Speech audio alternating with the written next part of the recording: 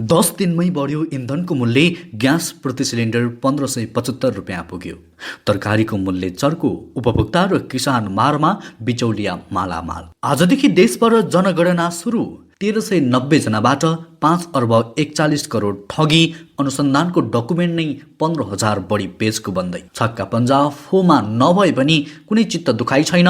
जितु नेपालको भनाई, कैलालीमा युवकको हत्या आरोपमा पक्राउ परेका 8 जना सार्वजनिक। सिजी नेट 600 रुपियाँमा 50 एमबीपीएस इन्टरनेट। पेट्रोलियम पदार्थको मूल्य वृद्धि फिर्ता गर्न माग गर्दै बुटोलमा प्रदर्शन। राष्ट्रिय परीक्षा बोर्डको अध्यक्ष पदका लागि आवेदन आह्वान। प्रधान न्यायाधीश जबराले बोलाएको बैठक बहिष्कार गर्न बारको आग्रह। ऋण मागेर निर्माण गरिएको चोभार सुक्का बन्दरगाह सञ्चालनमा अलमल। कर्णाली अझै टुक्केकै भरमा। 67% नागरिक बिजुलीको पहुँच बाहिर। ढुवानीमा 17 करोड अनुदान। उपभोक्तालाई भने नुन किलोको 60 रुपियाँ। एकै दिन 1300 रुपियाँले बढ्यो सुन।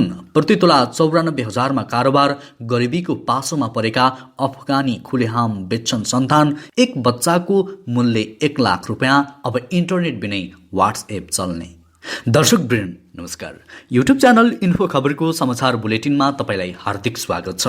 आज पनि दिनभरका महत्त्वपूर्ण र काम लाग्ने समाचारको साथमा म सन्तोष कठायत उपस्थित भइसकेको छु।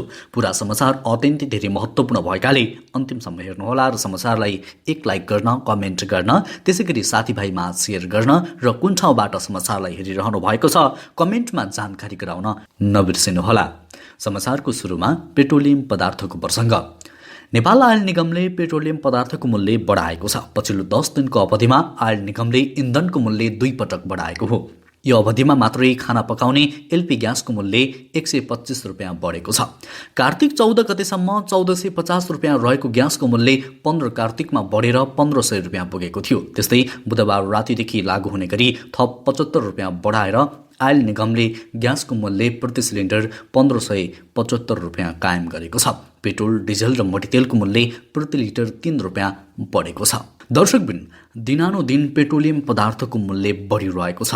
जनता यसको प्रत्यक्ष मारमा परेका छन्। यस विषयमा तपाईँको धारणा कृपया कमेन्ट बक्समा लेख्न नबिर्सिनुहोला। त्यसैगरी अब छक्का पन्जा फोको प्रसङ्ग। हास्य कलाकार जितु नेपालले निर्माता तथा कलाकार दीपक राजगिरी र उनको टिमसँग चलचित्र 6-1-6बाट सहकार्य गरे। त्यसपछि दीपक राजगिरी, केदार घिमिरे, जितु नेपाल र दीपाश्री निरोलाको टिमले वडा नम्बर 6 छक्का पन्जा, छक्का पन्जा 2, छक्का पन्जा 3, 6 माया छपक्कै निर्माण गरे। यी सबै चलचित्रले बक्स अफिसमा तहल्का नै मचाए। तर मुन्द्रेको कमेडी क्लबबाट सुरु भएको विवादले दीपक दीपासँग जितुलाई व्यावसायिक रूपमा अलग बनाएको छ। चलचित्र छक्का पन्जा फोको ट्रेलर हलमा बज्न थाले पनि त्यसमा जितु देखिएका छैनन्। तर कलाकार जितु नेपालले भने आफू चलचित्रमा नभए पनि कुनै चित्त दुखाइ नभएको बताएका छन्। जितुले भने ट्रेलरमा नहुने बित्तिकै चलचित्रमा नहुने भन्ने पनि होइन। यसपटक दीपकजीले कस्तो कथा बनाउनु भएको छ मलाई थाहा छैन।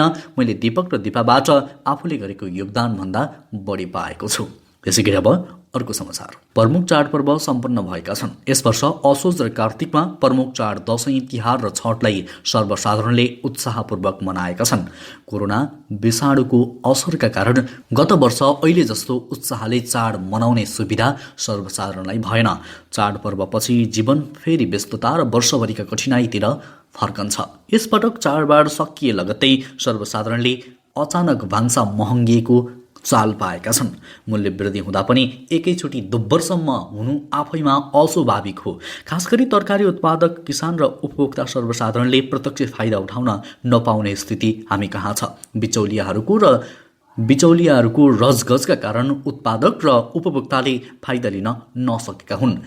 त्यसैकारण मूल्य बढे पनि किसानले फाइदा उठाउन सक्दैनन्। मूल्य घटे पनि उपभोक्तासम्म त्यो लाभ आइपुग्दैन। त्यसैगरी अब अर्को प्रसङ्ग। राष्ट्रिय परीक्षा बोर्डको अध्यक्ष पदका लागि आवेदन आह्वान गरिएको छ। बोर्डको अध्यक्ष पदमा इच्छुक र योग्य नागरिकलाई मङ्सिर 9 गतेभित्र दरखास्त दिन आह्वान गरिएको हो। यस अघिका अध्यक्ष डाक्टर चन्द्रमणि पौडेलको 4 वर्षीय कार्यकाल गत असोजमै पूरा भएकाले बोर्डमा यो पद खाली छ।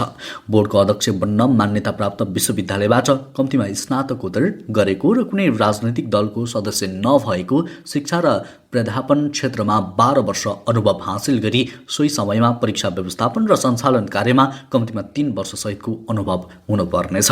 त्यसै गरी अब अर्को समाचार। नेपाल आयल निगमले बिहिबार रातिदेखि इन्धनमा गरेको मूल्य वृद्धिको विरोध गर्दै विद्यार्थीले बुटोलमा प्रदर्शन र चक्काजाम समेत गरेका छन्। एमाले निकट अनेर सोभ्यूको नेतृत्वमा विद्यार्थीहरूको मूल्य वृद्धि फिर्ता गर्न मागसहित विद्यार्थी शुक्रबार बिहानै सडकमा उत्रिएका हुन्। निगमले डिजेल, पेट्रोल र मट्टितेलको भाउ प्रति लिटर 3 रुपियाँ र एलपी ग्यासको मूल्य प्रति सिलिन्डर 75 रुपियाँले बढाएको छ। इन्धनको मूल्य बढाएर सरकारले जनताको ढाड सक्ने काम गरिरहेकाले सरकारलाई मूल्य वृद्धि फिर्ताको लागि दबाब दिन बिहान 9 बजेदेखि राजमार्ग बन्द गरेको अनेरा सोभ्यू रूपन्देहीका सचिव प्रकाश पराजुलीले हामीलाई बताउनुभयो। त्यसैगरी अब अर्को समाचार। स्विजिनेटले नयाँ अफर सार्वजनिक गरेको छ, जस अनुसार सुपर जस्तो प्याकेज घोषणा गरेको हो। कम्पनीका अनुसार 50 MBPS इन्टरनेट स्पिडलाई 649 रुपियाँ मासिक शुल्कमा दिने भएको हो। यसले विद्यार्थी, साना तथा मझौले व्यापारका लागि उपयोगी हुने कम्पनीले विश्वास लिएको छ। त्यस्तै घरायसी परिजनका लागि उपयोगी हुने र कम पैसामा नै 50 MBPS को इन्टरनेट उपभोक्ताले पाएर उनीहरूको काम पूरा हुने कम्पनीले विश्वास लिएको छ। त्यसैगरी अब अर्को समाचार। कैलालीमा धारिलो हतियार प्रहार गरेर युवकको हत्या गरेको आरोपमा पक्राउ परेका 8 जनालाई प्रहरीले सार्वजनिक गरेको छ। मंगलबार राति टिकापुर नगरपालिका 1 मा खुकुरी प्रहार गरेर लम्कीचोहा नगरपालिका 23 वर्षीय भूपेन्द्र बलुवालको हत्या गरेको आरोपमा पक्राउ परेकाहरूलाई जिल्ला प्रहरी कार्यालयले सार्वजनिक गरेको हो। पक्राउ पर्नेमा लम्कीचोहा नगरपालिका 3 का 20 वर्षीय आरएन देवकोटा, 24 वर्षीय महेश राहुल र 20 वर्षीय तीरथ साई, लम्कीचोहा 1 बस्ने 18 वर्षीय निशान मल्ल, 22 वर्षीय कपिल श्रेष्ठ, टिकापुर नगरपालिका 1 बस्ने 22 वर्षीय प्रवीण रिमाल, 26 वर्षीय सुहन शाह र 21 वर्षीय रोहित आले रहेका छन्। घटनास्थलबाट सुपर 01008 प 5565 नम्बरको कालो रङको स्कुटर र हत्या गर्न प्रयोग भएको खुकुरी समेत बरामद गरिएको प्रहरीले जनाएको छ। त्यसैगरी अब अर्को समाचारतर्फ लागौं। नेपाल बार एसोसिएसनले प्रधान न्यायाधीश सोलेन्द्र शमशेर जबराले बोलाएको न्याय परिषदको बैठक बहिष्कार गर्न आग्रह गरेको छ। न्याय परिषदका सदस्यहरूलाई पत्र लेख्दै बारले उक्त आग्रह गरेको हो। विगत केही सातादेखि प्रधान न्यायाधीशको राजीनामा माग गर्दै बार लगायत सर्वोच्च अदालतकै न्यायाधीशहरू आन्दोलनमा रहेका छन्। यसै क्रममा प्रधान न्यायाधीश जबराले बैठक बोलाएपछि बारले बैठकमा नजान आग्रह गरेको हो। न्यायिक जगत र आम नागरिकले समेत विश्वास गुमाइरहेका बेला प्रधान न्यायाधीश न्याय परिषदको बैठक डाकेर थप विकृति लाद्न खोजिरहेको बारको आरोप रहेको छ। त्यसैगरी अब अर्को समाचार। दुर्गममा आयोडिनयुक्त नुन पुर्याउन सरकारले ढुवानीका लागि यस वर्ष पनि 17 करोड बजेट विनियोजन गरेको छ। तर सरकारी अनुदानको नुन नपुग्दा दुर्गमका बासिन्दा 7 गुणा मूल्य तिर्न बाध्य रहेका छन्। सरकारले 22 जिल्लामा नुन ढुवानी गर्न हरेक वर्ष अनुदान दिँदै आएको छ। अनुदान मिलानपछि दुर्गममा प्रति किलो रु 9 रुपियाँमा नुन बेच्नुपर्छ। तर अनुदानको नुन नपुग्दा व्यापारीले 60 रुपियाँमा बेच्दै आएका छन्। वर्षमा 2 अर्ब रुपियाँको नुनको व्यापार गर्ने साल ट्रेनिङ कर्पोरेसनले नै आयोडिनयुक्त नुन बिक्री वितरण गर्ने जिम्मा लिएको छ। अनुदानको 17 करोड रकम पनि उसैले खर्च गर्छ। तर दुर्गमका गाउँपालिकाको केन्द्रमा वर्षको 1 वा 2 पटक शिविर जस्तै बिक्री केन्द्र खोलेर नुन बिक्री गरिन्छ। केही दिन मात्रै रहने बिक्री केन्द्रमा सबै सर्वसाधारण पुग्न सक्दैनन्। बाँकी न्यून व्यापारीले किनेर गाउँमा महँगो मूल्यमा बेच्छन्। त्यसैगरी अब जनगणनाको प्रसङ्ग। राष्ट्रिय जनगणना 2078 बिहिबारदेखि देशैभर सुरु भएको छ। मेरो जनगणना मेरो सहभागिता नारासहित आजबाट मङ्सिर 9 गतेसम्म 12औं राष्ट्रिय जनगणना सुरु भएको हो। नेपालमा 2018 सालदेखि अन्तर्राष्ट्रिय मानक तथा वैज्ञानिक पद्धति अनुसार प्रत्येक 10 वर्षमा जनगणना हुँदै आएको छ। हरेक 10 वर्षमा हुने जनगणना यस वर्ष 25 कार्तिकदेखि सुरु भई 9 मङ्सिरसम्म चल्नेछ। जनगणनाका लागि देशैभर गरी 39,000 गणक र 8,500 जना गणक कार्यक्षेत्रमा खटिएका छन् र 8,500 जना सुपरिवेक्षक कार्यक्षेत्रमा खटिएका छन्। जनगणनाका लागि 80 वटा प्रश्नावली बनाइएको छ। त्यसैगरी अब अर्को समाचार। विश्व ब्याङ्कको 1.5 अर्ब ऋणमा निर्माण सम्पन्न भएको चोभार सुक्खा बन्दरगाह सञ्चालनमा सरकारी अलमल देखिएको छ। गत साउनमै पूर्वाधार निर्माण सकिएको बन्दरगाह सञ्चालन गर्न भन्सार वाणिज्य मन्त्रालय र अन्य निकायबीच ठोस तालमेल नहुँदा योजना सम्पन्न भएर पनि पूर्वाधार प्रयोगविहीन भएको छ। बन्दरगाह सञ्चालनमा ठोस प्रगति नभएको निर्माण कम्पनीले इन्टरमोडल यातायात विकास समितिले जनाएको छ। पूर्वाधार पूर्ण रूपमा सम्पन्न गरेर आयोजनाको स्वामित्व गत साउनमै समितिले लिएको समितिका कार्यकारी निर्देशक आशिष गजरेलले बताउनुभयो। त्यसैगरी अब अर्को समाचार। कर्णाली प्रदेशका 67% नागरिक अझै टुकी र सौर्य ऊर्जाका भरमा जीवनयापन गर्न बाध्य छन्। भौतिक पूर्वाधार विकास मन्त्रालय अन्तर्गत जलस्रोत तथा ऊर्जा विकास महाशाखाको तथ्याङ्कका अनुसार करिब 18 लाखभन्दा बढी जनसङ्ख्या रहेको कर्णालीमा करिब 33.39% अर्थात् 5,61,000 नागरिक मात्रै विद्युतको प्रत्यक्ष पहुँचमा रहेका छन्।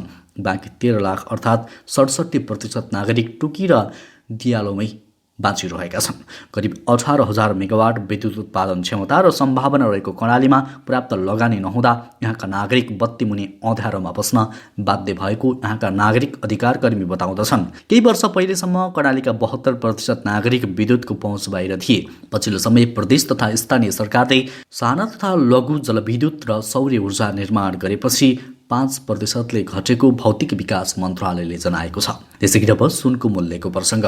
नेपाली बजारमा बिहिबार एकै दिन सुनको मूल्यमा भारी वृद्धि भएको छ। नेपाल सुन चाँदी व्यवसायी महासङ्घका अनुसार आज छापावाला सुन अघिल्लो दिनको तुलनामा प्रति तोला 1300 रुपियाँले बढेको हो। बुधबार 92,700 रुपियाँमा कारोबार भएको सुनको मूल्य आज 94,000 रुपियाँमा कारोबार हुने महासङ्घले जनाएको छ। त्यस्तै तेजाबी सुन प्रति तोला 93,500 रुपियाँमा कारोबार हुनेछ। महासङ्घका अनुसार चाँदी तोलामा 20 रुपियाँले बढेर प्रति तोला 1,270 रुपियाँ पुगेको छ। त्यसैगरी अब अर्को समाचार। सिभिल ग्रुपका अध्यक्ष इच्छा राज तामाङ ठगी मुद्दामा गत असोज 18 गते पक्राउ परे। संयोगको सङ्ख्यामा उनी विरुद्ध ठगीको उजुरी परेपछि उनलाई प्रहरीले पक्राउ गर्यो।